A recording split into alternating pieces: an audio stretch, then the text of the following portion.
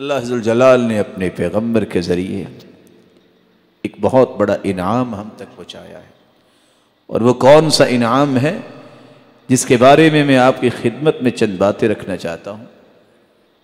یہ ایمان کی لذت اور مٹھاس اور حلاوت یہ نصیب کس شخص کو ہوتی ہے؟ کھانا انسان کی جسمانی ضرورت ہے، کھانا اور پینا یہ جسم کی غذا ہے۔ اللہ کی طرف سے نازل شدہ وحی قرآن و حدیث یہ روح کی غذا ہے۔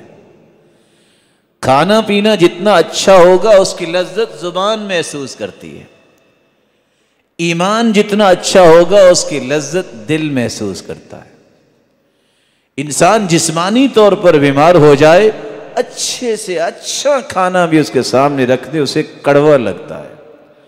انسان کا روح بیمار ہو جائے اور انسان کا ایمان کمزور ہو جائے تو انسان کو دنیا کی کوئی خوشی خوشی کیا کوئی غمی غمی محسوس نہیں ہوتی، اس کے اندر صرف قلق ہوتی ہے، اضطراب ہوتا ہے، فرسٹریشن ہوتی ہے، ہر وقت پریشان، ہر وقت جو ہے کسی ڈپریشن کا شکار رہتا ہے۔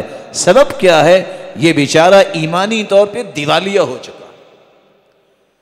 مصیبتیں انبیاء پر بھی آئیں، اولیاء و اصفیاء پر بھی آئیں، لیکن اس کا معنی یہ ہے کہ اللہ سے تعلق توڑ لے، اس کا معنی یہ ہے کہ مایوس ہو جائے، اس کا معنی یہ ہے کہ عبادت چھوڑ دے، اس کا معنی یہ ہے کہ اللہ کو یاد کرنا چھوڑ دے، اس کا معنی ہے کہ نعوذ باللہ غلط باتیں اپنی زبان سے بولنا شروع کر دے، اس کا معنی یہ ہے کہ گریبان چاک کرے، اس کا معنی یہ ہے کہ اپنے چہرے کو خود ہی تھپیڑے مارنا شروع کر دے، اس کا معنی یہ ہے کہ اللہ پہ اعتراض کرنا شروع کر دے۔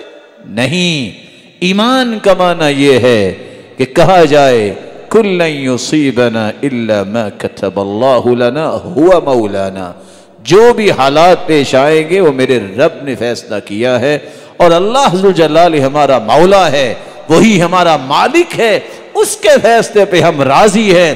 لذتی و راحتی فیما قدر علی، میری زندگی کی اصل لذت و حلاوت اور مٹھاس یہ ہے میرے رب نے جو فیصلہ کیا ہے وہ بالکل ٹھیک کیا ہے، میں اس پہ راضی۔